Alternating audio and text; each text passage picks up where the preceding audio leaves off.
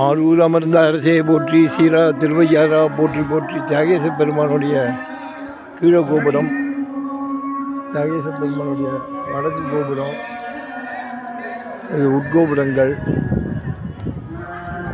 தியாகேச பெருமானுடைய இது மேல கோபுரம், முதல் கோபுரம், அது மேல கோபுரம், வெளிக்கோபுரம். தியாகேசன் நிறைய உட்கோவில்கள் இந்த கோயிலில் இருக்குது. தியாகேச பெருமான் கோவில் அவ்வளோ அந்த காலத்தில் கட்டினான்.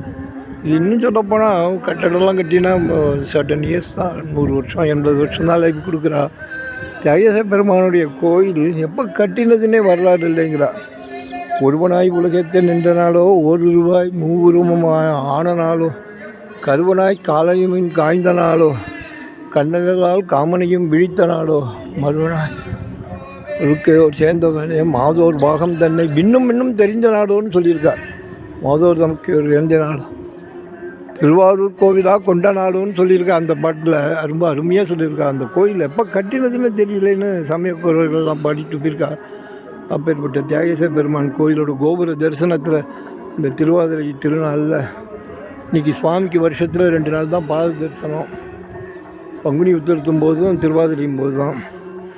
எல்லாம் வல்ல தியாகேச பெருமானோட பாத தரிசனத்தை கண்டு வேண்டிட்டு உங்கள் அனைவருக்கும் வேண்டிக் கொள்கிறேன். ராமசாமி ஃப்ரம் கும்பகோணம்.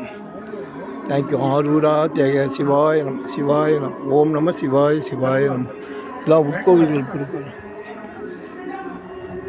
தெரியப்படும்.